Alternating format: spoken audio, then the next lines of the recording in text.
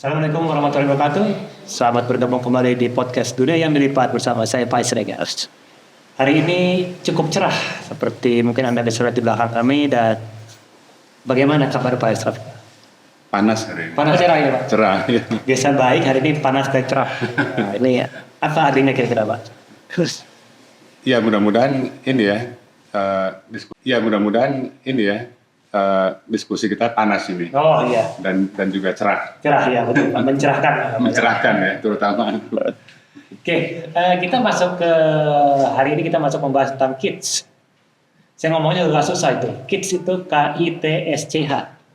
Apa sih Pak kids itu Pak? Bahasa Jerman bukan ya? Iya, katanya juga dari bahasa Jerman. Saya juga diberitahu nih dari bahasa Jerman. Dalam bahasa Jerman kan kitchen ya. Oh, Nah itu artinya itu ada yang mengatakan itu apa namanya sampah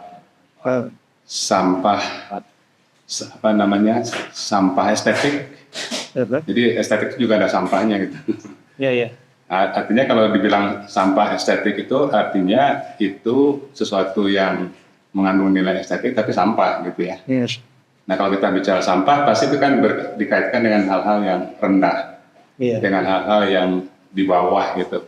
Jadi itu sebelumnya kita kan juga sudah mendiskusikan tentang bahwa dalam kebudayaan itu dibeda-bedakan ya di tingkatan-tingkatan.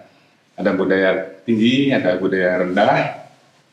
Saya juga nggak pernah dengar tuh ada budaya sedang gitu ya. Jadi memang cara membuat pembedaan itu sangat dipertentangkan, gitu kan, biner, dipertentangkan. Budaya tinggi, budaya rendah. Kemudian juga kita juga sudah mendiskusikan rasanya tentang selera tinggi, selera rendah. Sama juga tuh tidak ada selera sedang gitu, nggak ada ya.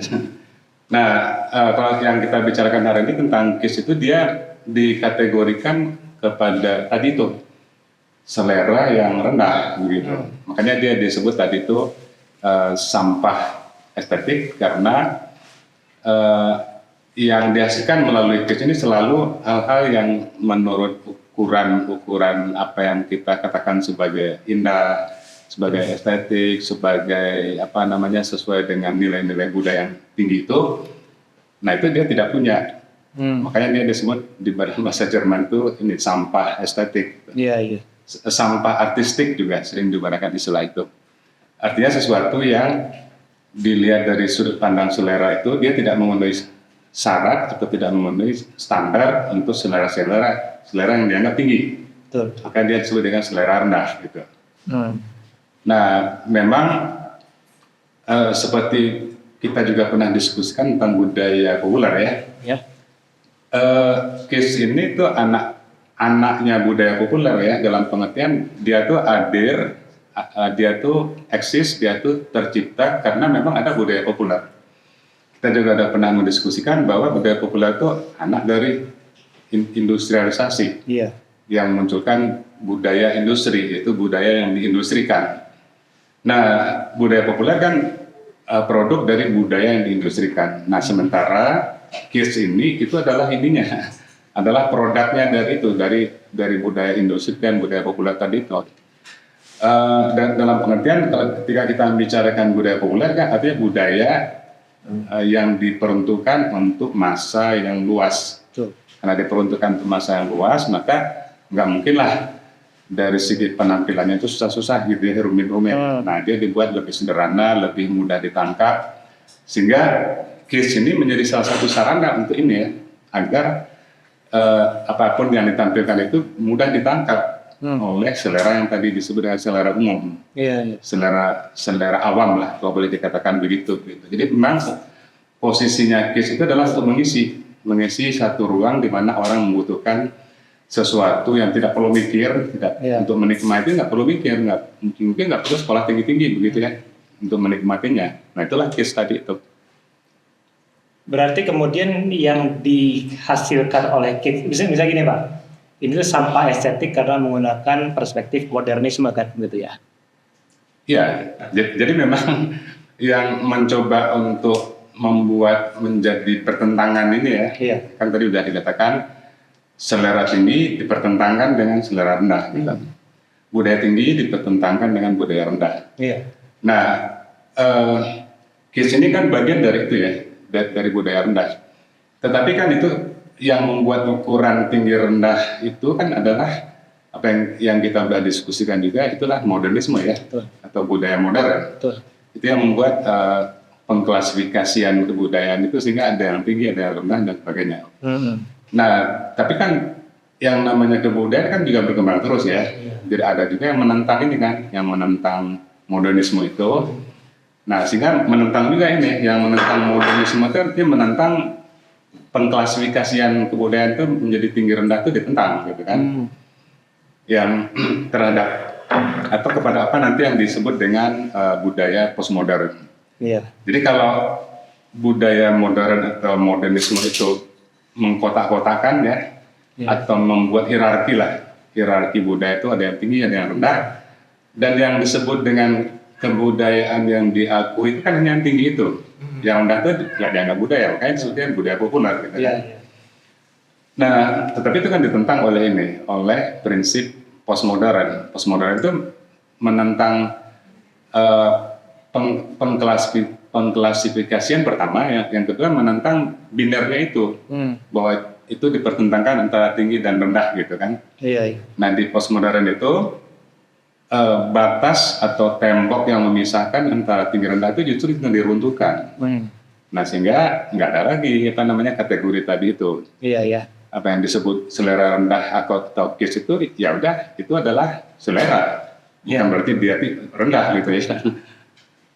Kalau dari gambar ini gimana Pak? Dari gambar di depan ini?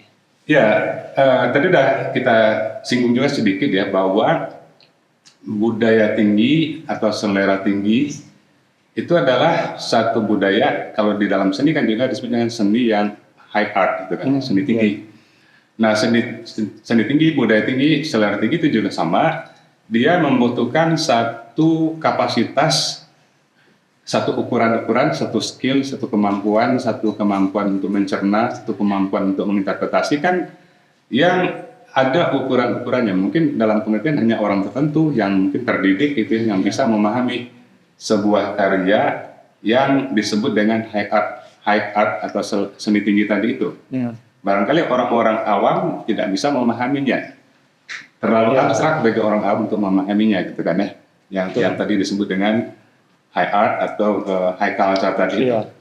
Nah, sementara karena tujuan utama dari budaya populer adalah agar orang awam siapapun bisa memahami sebuah karya atau sesuatu dengan tanpa mikir, tanpa harus menunjukkan kapasitas intelektual yang tinggi begitu ya. Nah, disitulah ini fungsinya si kids tadi itu. Dia tidak memerlukan kemampuan yang tinggi lah. Kenapa? Karena cara kerja yang mendasar pada kids dan budaya populer pada umumnya adalah kebanyakan dia meniru. Kebanyakan dia memanfaatkan yang sudah ada. Mengutip-ngutip gitu ya, mengambil sana sini, gabung-gabung jadi satu. Kalau kita lihat contoh yang di depan di sebelah kanan kan ada desain lampu. Terus desainernya fungsinya apa? Orang yang tiangnya itu kan senjata mesin yang dikopi begitu aja ya. Mungkin senjata mesin itu dicetak gitu kan ya. Dibikin udah. Nah, dicor jadi logam itu. Terus dia sinematik apa temuannya begitu kan? Yang di atas itu apakah temuannya enggak juga, itu kan juga sangat umum gitu. Nah, jadi artinya memang cara kerja itu lebih banyak ini imitasi, meniru, memanfaatkan yang sudah ada, gabung sana sini, ngutip sana sini. Nah, tapi kan mudah dipahami ya. Betul. Tidak perlu sekolah tinggi-tinggi untuk bisa memahaminya. Nah, begitulah fungsi dari kids. Sebelah kiri juga sama. Itu kan mobil Cadillac, itu kan mobil produk Amerika tuh ya. Yang dikopi begitu saja bentuknya menjadi kursi tamu. Terus desainernya apa fungsinya? Apakah ada gagasan yang istimewa pada desainernya? Ternyata ada. Apa itu? Kalau menurut postmodern. Iya. Apa gagasan orisinalnya? Gagasan orisinalnya adalah dia meniru. bahwa mengambil bentuk orang lain itu adalah juga gagasan gitu. Oh, jadi Bingung kita. ya, bentar Pak, pelan-pelan Pak. Jadi kemudian walaupun itu meniru, walaupun itu kita mengcopy lah gitu ya, sesuatu yang sudah ada, itu tidak tidak masalah itu ya. Justru di dalam modernisme itu kan ditentang ya. Betul. Karena itu dikaitkan dengan haki ya, Iya. dengan hak kekayaan intelektual. Nah justru postmodern itu menentang prinsip haki itu. Nggak perlulah gagasan itu dilindungi gitu kan ya. Iya. Karena semua orang bebas saja meniru gagasan orang lain. Dengan istilah kan ada copyleft ya. Iya. Kalau yang modernisme itu kan copyright. Nah kalau yang postmodern itu copyleft, silakan. Saya pernah membaca sebuah buku dari penulis Prancis, Debord dengan judul itu The Society of Spectacle, judul bukunya. Di buku itu terang-terang Debord itu mengatakan silakan copy buku saya, silakan berbanyak, silakan fotokopi. Iya. Nah itu yang terjadi pada ini ya, pada Kitsch itu, karena memang postmodern itu memberi ruang yang besar untuk ini ngambil, niru, ngutip. Iya. Kalau kita lihat lampu itu kan seperti kita ngutip sebuah tulisan dari pemikir lain ya. Iya. Nah, cuma yang dia kutip kan bentuk ya. bentuknya ya, senjata itu yang dia kutip. Ngomong-ngomong, kita nggak ada tamu spesial hari ini Pak. Tamunya masih malu-malu. Ini mana sih tamunya? Iya, saya tunggu-tunggu muncul-muncul itu tamunya itu. Ada? Ada di samping kan ya Pak? Oh, ada ya? Ada. Tapi ya malu-malu Pak, itu mungkin lagi mencari kids. Kira, kalau kemudian bentuknya jadi langsung kelihatan gitu Pak, maknanya itu berarti tidak pada estetika itu kan? Mungkin Pak Erot itu bilang bahwa dia sampah estetik kan? Iya, jadi pada Kitsch itu ya, kalau pada seni tinggi, Gitu. tujuan dari seni itu atau tujuan dari kebudayaan pada umumnya lah itu untuk menggugah kita untuk berpikir, menggugah kita untuk memikirkan, untuk merenungkan, untuk merefleksikan macam-macam lah itu. Iya. Mungkin juga untuk menginterpretasikan. Memang tujuan itu untuk itu menggugah adanya respon dari audiens, dari pemirsa, dari penonton gitu. Nah, kalau yang Kitsch atau budaya populer pada umumnya tujuannya bukan untuk menggugah, untuk berpikir, tapi adalah memprovokasi. Oh. Memprovokasi itu artinya mengusik ini kita ya, keinginan, kemudian perasaan. Jadi kalau kita gunakan bahasa yang sekarang itu dia bermain di di vapor gitu ya. Iya. Jadi bawa perasaan. Nah, memang perasaan itu yang dibawa pada apapun yang dihasilkan. Orang merasa, wah ini Michael Jackson dibuat patungnya duduk bersama maunya itu kan. Kan orang langsung perasaan gitu kan ya. Maksudnya apa gitu Pak ya? Ada toilet tapi di situ ada simbol dari kerajaan Inggris. Nah, orang terprovokasi gitu kan. Iya. Ada tempat rokok tapi di dalam kaki gitu kan. Jadi intinya itu Kitsch maupun budaya populer pada umumnya dia tujuannya itu bukan untuk mengajak kita untuk merenungkan, berpikir, menginterpretasikan, merefleksikan dan sebagainya ya. Iya. Memang tujuan utamanya itu memprovokasi. Memprovokasi itu dalam pengertian mengusik ini kita lah perasaan, kemudian subjektivitas, mungkin juga keyakinan, ideologi dan sebagainya. Itu memang tujuannya itu. Rasa nyaman gitu Pak ya. Rasa nyaman, rasa mudah untuk mendapatkan sesuatu dan dalam banyak hal seperti yang dikatakan oleh yang orang yang memikirkan tentang Kitsch itu, cara yang paling mudah untuk menggugah perasaan orang itu adalah sensualitas. Jadi kalau di dalam apapun, mau dia patung, mau dia seni lukis, mau dia juga produk, kadang-kadang itu kalau di situ udah ada unsur sensualitas, perempuan digunakan sebagai modelnya misalnya, nah di situ sudah dicurigai itu ada muatan Kitsch-nya.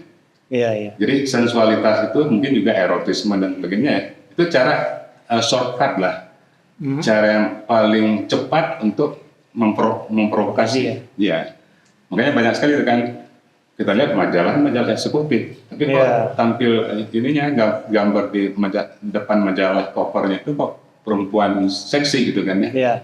Nah itulah yang disebut dengan itu sensualitas pikiran.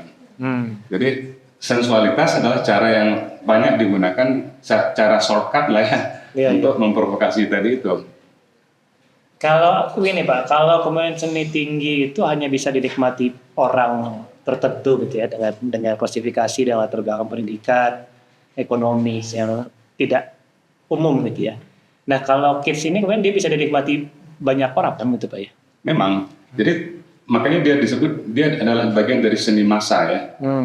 Kids itu adalah sebutan lain dari seni massa. Dia seni yang tidak hanya seni aja ya, kan bisa juga desain, bisa juga sastra juga. Dia adalah seni yang diperuntukkan untuk massa yang luas. Nah kalau kita bicara istilah massa juga, di situ ada konotasi istilah massa itu sesuatu yang awam, sesuatu yang rendah, sesuatu yang degrade gitu ya, yang apa namanya turun grade itu turun ya, di bawah diadakannya. Jadi istilah massa itu juga ini, istilah massa makanya KIS itu adalah bagian dari budaya massa itu, karena istilah massa itu menunjukkan adanya downgrade itu, sesuatu yang rendah di bawah gitu kan ya. Nah sama, selera massa adalah selera umum. Kalau kita bicara selera tinggi, nggak mungkin dia berdampingan dengan selera massa, karena selera tinggi itu membutuhkan tadi itu kapasitas, kemampuan, intelektualitas, pengetahuan juga barangkali ya, agar kita bisa memahami sebuah karya gitu kan, satu produk budaya. Nah karena ini adalah bagian dari budaya massa, nggak diperlukan seperti itu gitu. Kasarnya tadi itu nggak perlu sekolah lah katanya. Buat tahu ini gitu ya. Ya untuk memahami budaya massa atau KIS ini. Iya. Tapi kalau dihubungkan dengan demokratisasi seni itu misalnya Pak, ini bahasanya terlalu keren. Atau bagaimana kemudian ide desain itu menyebar menjadi milik massa, itu gimana? Artinya memang budaya massa itu adalah satu cara untuk menunjukkan itulah demokrasi gitu. Kalau kita bicara budaya dipisah-pisahkan satu tinggi satu rendah, itu tidak demokratis. Jadi modernisme itu tidak demokratis dalam pengertian itu ya. Nah postmodernisme itu memang adalah upaya untuk mendemokratisasikan budaya. Dalam pengertian semua orang berhak untuk tampil gitu kan. Semua orang berhak untuk diapresiasi, dihargai dan sebagainya. Sehingga tadi tuh ya, dulu ada dibedakan antara seni tinggi dengan kids. Di dalam modernisme itu kan dipertentangkan. Seni tinggi itu adalah seni yang tinggi ukurannya ya. Sementara kids seni yang tidak mencapai ukuran yang tinggi itu. Maka dia tidak disebut dengan kids. Dalam pengertian bahwa KIS itu adalah lawannya dari seni. Ya, jadi kalau seni, yaitu yang tadi memiliki ukuran standar yang tinggi tadi ya. Sesuatu yang tidak memiliki standar yang ukuran tinggi tadi itu dia disebutnya non art, bukan seni, dan bukan seni itu adalah KIS itu. Itu kalau kita bicara di dalam pembedaan tadi modern tadi itu antara seni tinggi dengan KIS ya. Nah di postmodernisme itu kan dibuat egaliter ya. Jadi nggak punya hak kita untuk mengatakan ini seni rendah atau kids. Dia harus diperlakukan setara dengan yang tadi kita sebut dengan high art atau seni tinggi tadi itu. Dia sama-sama seni begitu kan ya. Nah sehingga ukuran tinggi rendah itu yang ditentang. Sama dengan ini ya, dengan demokrasi kan juga gitu ya. Siapapun berhak jadi presiden. Tukang kebun pun bisa jadi presiden. Katanya. Apalagi tukang kayu katanya. Ini agak itu Pak, sana Pak. Apapun bisa jadi wakilnya presiden. Tapi kan demokrasi yang dipaksakan ya. Iya betul, tidak. Ya, karena bergantung tukang martabaknya dulu nih. Iya betul. Tukang martabak cerdas, punya kemampuan pengetahuan yang tinggi, bolehlah jadi wakil presiden. Aduh kita nyerempet ini ya. Nggak apa-apa Pak, maksudnya suka martabak kok Pak. Iya. Tapi bukan yang itu maksudnya. Nah, kalau kemudian seni itu dimiliki banyak orang, maka kemudian apakah si seni ini, maksudnya gini ya, si kids ini berarti dia tidak punya institusi gitu Pak ya, hampir sama seperti dia tidak punya galeri, dia tidak punya museum, atau dia ada museum khusus kids gitu. Jadi merembesnya itu ini ya, postmodern itu justru merubah semuanya. Sampai kepada museum misalnya atau galeri sebagai sebuah institusi, itu juga digiring untuk dirubah juga. Karena yang namanya galeri kan juga mempunyai saringan-saringan terhadap karya seni ya. Nggak mungkin lah dulu galeri memamerkan kids dulu. Nah sekarang dengan adanya postmodernisme itu galeri-galeri juga menganggap kids itu juga sebuah karya seni. Bahkan jangankan galeri, lembaga yang berurusan dengan pemeringkatan seni ya, misalnya good art, good design, kan, seni yang baik, kan, good art. Itu sekarang juga yang dulu kita mengatakan, oh ini kan kids, justru sekarang bisa menjadi pemenang ini, pemenang lomba, apa namanya, good art internasional atau good design internasional, yang dulu kita sebut dengan kids. Jadi galeri, institusi-institusi yang berkaitan dengan seni, desain, sastra itu sekarang juga sudah berubah, bertransformasi karena ada postmodernisme ini. Iya. Tapi yang penting apa sebenarnya dari kids ini? Apakah kemudian bentuknya, apakah kemudian tematiknya, apakah kemudian pesannya, apa seperti itu, Pak? Ya, memang pada dasarnya kids itu kan mengarah pada demokratisasi selera ya. Tetapi kan dia kan juga ada ininya. Apapun lah selalu ada sisi baik, sisi buruknya kan. Betul. Kalau sisi baiknya tadi itu ada demokratisasi seni lah, kan begitu. Kan sisi buruknya juga ada. Kalau begitu orang kan udahlah, saya kan ngopi aja kan ya. Toh juga laku nanti kan. Yang penting saya membuat sesuatu yang memiliki daya provokasi yang tinggi gitu kan. Dengan cara udahlah gali aja hal-hal yang berbau sensualitas, erotisme dan sebagainya, toh laku sekarang. Akhirnya orang kan berpikir begitu. Nah, nanti akan menghambat lah dalam pengertian untuk menghasilkan sesuatu yang tadi tinggi tadi itu, gitu kan. Yang perenungan, refleksi, pencarian melalui pengetahuan, gitu kan, eksperimen, riset dan seterusnya. Kan itu yang diinginkan oleh modernisme tadi itu, orang melakukan berpikir keras gitu ya untuk menemukan sesuatu yang baru gitu kan ya. Nah dengan terbuai oleh kemudahan-kemudahan yang didapat melalui ini kan ruang itu kan menjadi lebih tertutup. Iya. Kalau kita kaitkan sedikit Pak, keluar misalnya dengan dunia sekarang konteksnya AI, artificial intelligence, di mana orang bisa copy atau internet lah, ambil foto siapa digabungin semi. Ya. Jadi AI itu kan surga bagi kids ya. Karena AI itu sarana atau teknologi lah ya, untuk ngopi yang paling cepat, paling akurat, paling presisi. Ya kan dulu kita yang tadi contoh-contoh yang kita berikan kids itu ya, itu kan perlu keterampilan juga untuk niru kan ya. Setidaknya bukan skill lah gitu. Ya, minimal tahu gitu lah Pak ya, cara casting gitu ya. Iya. Nah dengan adanya AI ya, apalagi AI sekarang itu kan terkoneksi dengan sistem produksi ya. Misalnya 3D printer gitu kan ya. Wah makin surga lah pada kids ini, atau budaya masa pada umumnya. Orang sudah dibantu untuk ngopi kan. Dalam banyak kan AI itu membantu kita untuk ngopi. Yang dulu lama gitu kan, bayangin kalau dulu kita ngopi sebuah karya itu mungkin berhari-hari baru kita bisa jadi ya. Sekarang AI itu ngopi kan hitungan menit. Kalau mesinnya bagus sekarang menit lah. Menit, dihubungkan dengan 3D printer. 3D printer juga bikin juga menit juga. Betul. Nah betapa mudahnya, dipermudahnya ini ya orang-orang. Kalau di dalam istilah kita ada istilah kidsman. Kidsman orang kids gitu. Orang kids.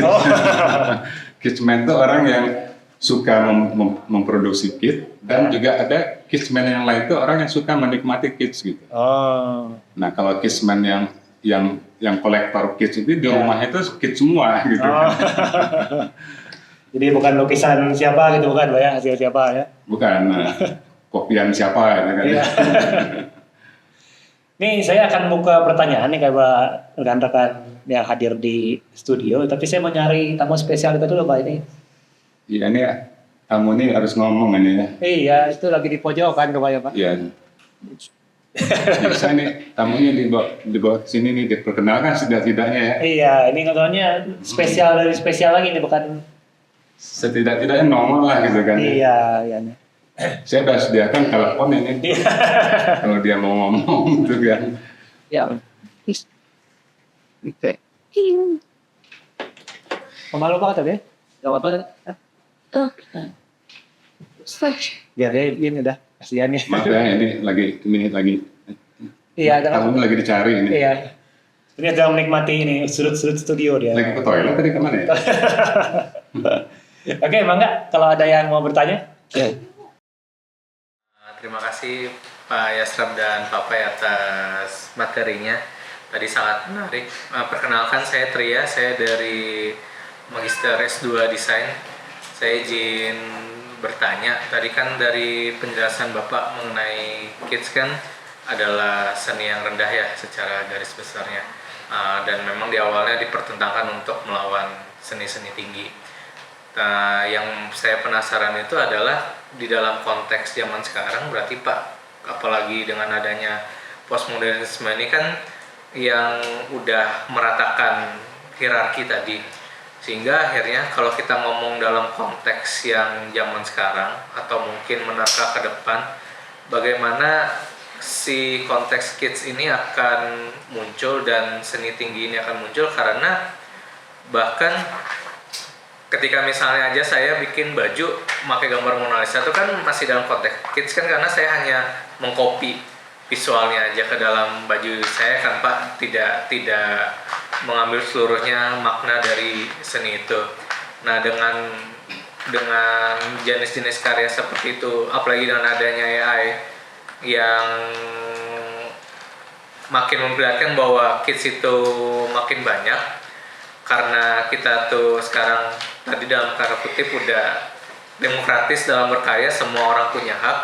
Akhirnya keberlakuan konteks kids dan seni tinggi ini tuh sekarang dibatasin dengan apa Pak? Apakah ruang mungkin kayak tadi ada khusus galeri yang seni tinggi di sini, kids di sini, atau apakah ada validasi dari kelompok tertentu untuk yang menentukan yang mana kids, yang mana seni tinggi sekarang?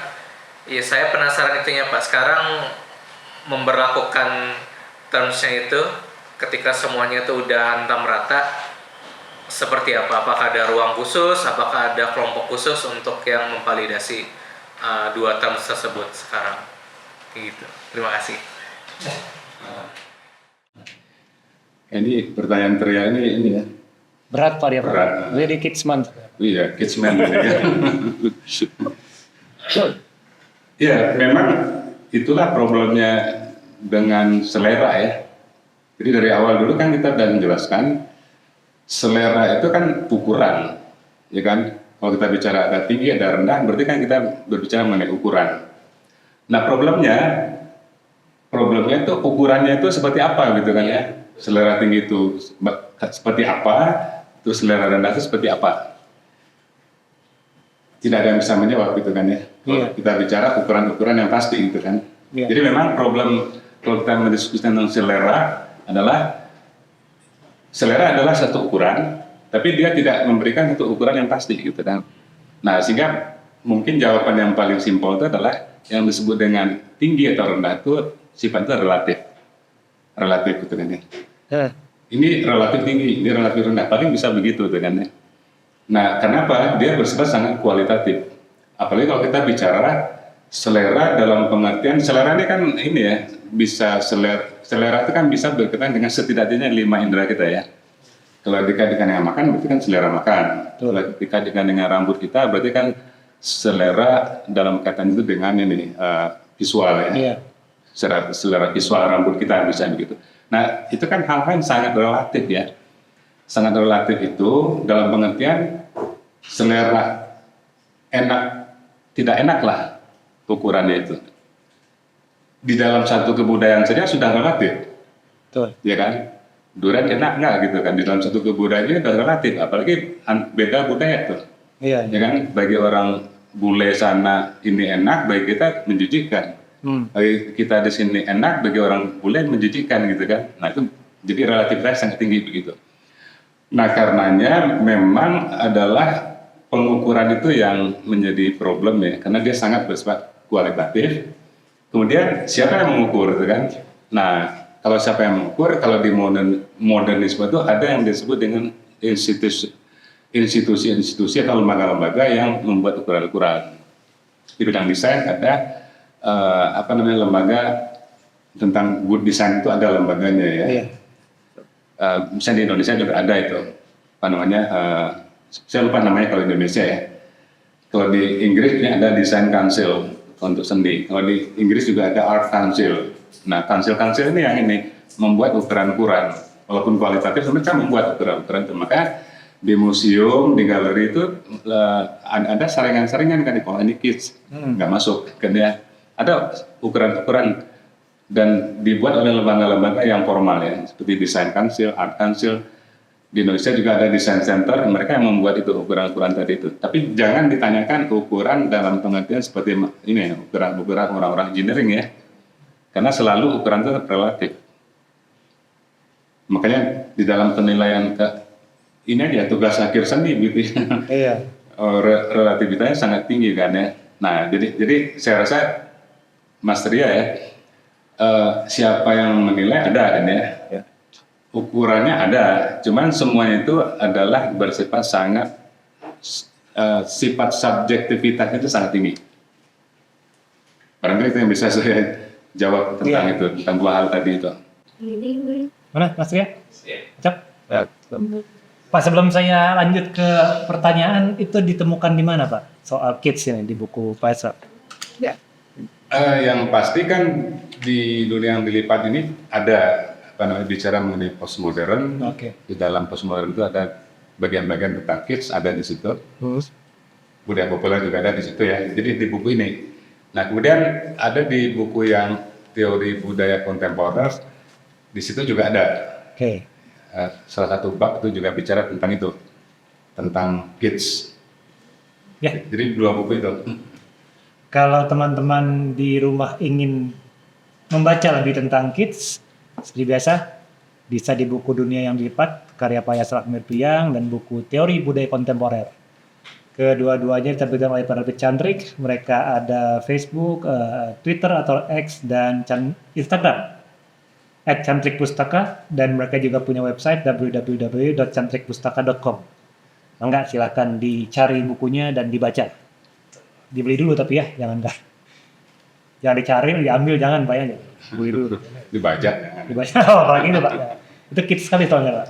Banyak jadi juga. Iya. Oke, Mangga, ada pertanyaan lagi? Terima kasih Pak Yasra dan Mas Pai. Diskusi yang menarik. Saya punya pertanyaan yang simple. Sesampah-sampahnya kids itu ada kaitannya nggak dia dengan kreativitas? Atau masih ada nilai kreativitas nggak di situ? Itu saja. Pertanyaan Pak Acep ini pendek tapi ini ya, Iya. membuat makin panas saya. Makin Tapi pusing. saya tanya naikin AC-nya Pak. Karena ini sangat mendasar gitu kan ya. Betul. Jadi karena tadi kita bicara seni tinggi itu luhur karena ada baru ya, teman-teman inovasi dan sebagainya. Lah memangnya di sini nggak ada sisi kreatifnya begitu kan ya. Secara ini kan pertanyaan sangat fundamental gitu. Nah, problemnya memang kan tadi udah kita katakan ya, yang membuat klasifikasi tinggi rendah itu kan institusi. Iya. Modernisme itu kan sebuah institusi karena dia punya lembaga-lembaga yang ini yang membuat ukuran-ukuran. Ada di situ para pakarnya yang memberikan penilaian-penilaian. Ada connoisseurnya kan ya, orang-orang yang dianggap memiliki kemampuan selera. Para tester dengan tester parfum, tester makanan, tester macam-macam tester kan ya. Itu orang-orang yang dianggap connoisseur, yang dianggap memiliki kapasitas untuk menilai gitu kan ya. Memisah-misahkan mana yang enak, tidak enak, setengah enak dan sebagainya begitu. Nah, lembaga-lembaga tadi mempunyai orang-orang seperti tadi itu gitu kan. Dan memang salah satu yang dinilai itu adalah muatan kebaruan gitu kan. Jadi kalau modernisme itu membuat penilaian seni, selalu kebaruan itu originalitas, kebaruan, itu menjadi satu ukuran mutlak. Kalau tidak ada nilai kebaruannya, tidak, itu bukan seni. Baik secara akademis maupun secara di lembaga seninya, di masyarakat seninya, kalau nggak ada kebaruannya itu bukan seni modern ya. Iya. Nah makanya banyak seni-seni yang tradisional, seni tradisi lah, coba masuk ke museum seni modern seperti MoMA itu, nggak bisa masuk. Kenapa? Nggak ada kebaruannya gitu kan. Iya. Problemnya apakah itu tidak ada kebaruan juga gitu kan. Nah, lagi-lagi memang jawabannya itu adalah kita di sini memang sedang berhadapan dengan sesuatu yang relatif gitu. Relativitas ini yang dimanfaatkan oleh postmodernisme kan ya. Siapa bilang tidak ada kreativitasnya? Makanya tadi saya katakan ya, bahwa orang mengatakan ide saya adalah mengopi karya orang lain, itu juga ide gitu. Jadi kadang-kadang postmodernisme itu menjelaskan sesuatu yang justru ditolak oleh ini ya, Modernisme. ditolak oleh modernisme itu. Jadi katakanlah imitasi itu ditolak oleh modernisme. Postmodern itu mengatakan imitasi itu adalah temuan saya gitu. Bahwa saya meniru karya orang lain itu adalah temuan saya. Nah, dengan demikian maka pengertian kebaruan itu juga sekarang sudah ini ya, bergeser gitu atau digeser lah. Iya. Di dalam wacana postmodern itu pengertian kebaruan itu digeser. Dan postmodernisme itu yang paling kuat menolak istilah kebaruan. Itu istilah yang sangat nggak mungkin katanya ya. Karena apa yang disebut dengan baru oleh modernisme itu, misalnya Picasso disebut menghasilkan gaya seni yang baru, aliran seni yang baru. Pada kenyataannya Picasso juga ngambil dari Afrika. Iya. Cara menggambar orang-orang masyarakat primitif di Afrika, ngopi juga Picasso-nya. Nah, tapi dianggap itu baru gitu kan ya, oleh modernisme tadi itu gitu kan. Jadi boleh dikatakan modernisme itu menurut saya ya itu kurang jujur gitu. Jadi sebetulnya ngopi tapi menyembunyikan ini proses ngopi itu dan yang diangkat kan kebaruannya gitu. Iya. Iya. Misalnya Salvador Dali kan dianggap menemukan satu gaya baru surrealisme gitu kan. Padahal kita tahu persis bahwa dia ngambil dari teori Freud. Iya. Dan banyak arkitek mimpi yang digambarkan oleh Freud itu yang digambarkan kembali oleh Salvador Dali. Apakah Salvador Dali menghasilkan sesuatu yang baru? Nah, relatif kan ya. Memang baru, cuman melalui cara pengambilan. Iya. Cara pengambilan. Jadi mungkin postmodernisme itu lebih jujur. Saya ngopi sih gitu kan. Tapi saya juga nama-namain gitu kan ya. Nah, yang saya temukan itu adalah yang nama-namain tadi itu gitu kan. Misalnya saya gabung senjata tadi dengan tutup lampu, jadilah dia lampu. Kan saya yang pertama kali membuat itu gitu kan ya. Memang masuk akal juga bahwa dia pertama kali dan pertama kali kan baru kan ya. Iya, betul. Jadi ada saja argumen pada postmodernisme ini untuk menjelaskan pada kita bahwa konsep kebaruan itu juga harus dikritik gitu. Nah, sehingga di postmodernisme itu cenderung bukan menggunakan istilah kebaruan tapi adalah perbedaan. Oke. Perbedaan itu lebih soft gitu ya, lebih jujur. Ya kan? Ya lampu saya kan berbeda dengan lampu yang lain. Nggak ada yang pakai senjata mesin tadi kan berbeda kan ya. Betul. Apakah senjata itu baru? Tidak. Kan saya ngopi gitu kan. Nah, proses ngopi itu kan terang-terangan ya, terang-terangan di postmodern ini. Betul. Ya banyak sekali seniman ya saya ngambil dari situ gitu kan, jujur gitu kan. Nah, jadi memang artinya apa? Kreativitas sendiri juga ini ya dibuat atau digeser wacana tentang kreatif itu memasukkan hal-hal yang sebelumnya tidak dianggap kreatif gitu kan, bahwa itu juga bagian dari kreativitas, menggabung-gabungkan tadi itu juga kreativitas. Klaimnya begitu ya. Betul. Cuman tentunya kan di dunia akademik kan menjadi problem juga ini ya.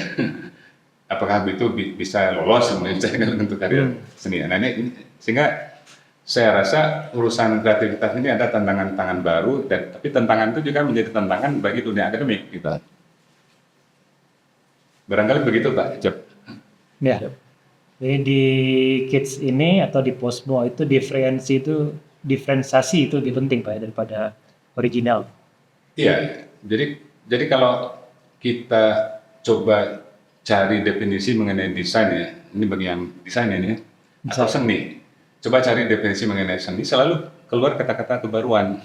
Seni adalah proses mengkombinasikan material-material seni menjadi sesuatu yang baru. Desain adalah proses mengkombinasikan elemen-elemen material desain menghasilkan sesuatu yang baru. Problemnya kita cari istilah baru itu di kamus sama. Apa itu sesuatu yang baru? Sesuatu yang belum pernah ada sebelumnya, gitu kan?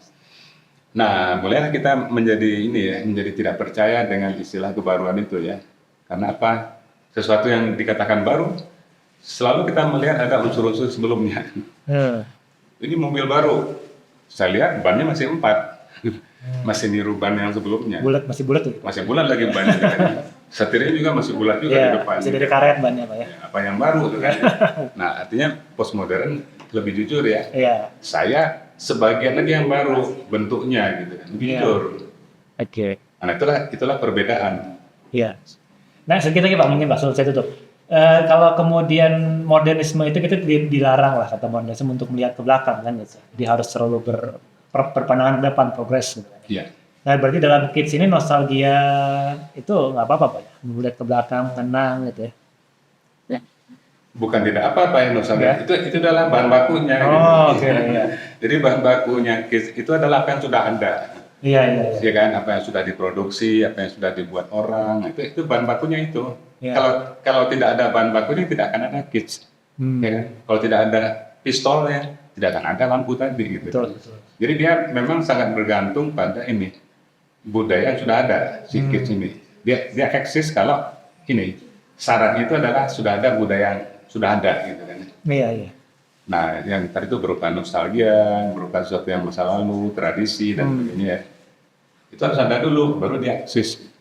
Beda dengan modernisme kan, yang mengklaim bahwa tidak ada apa-apa, tapi saya bisa menghasilkan sesuatu yang baru. Tentu juga.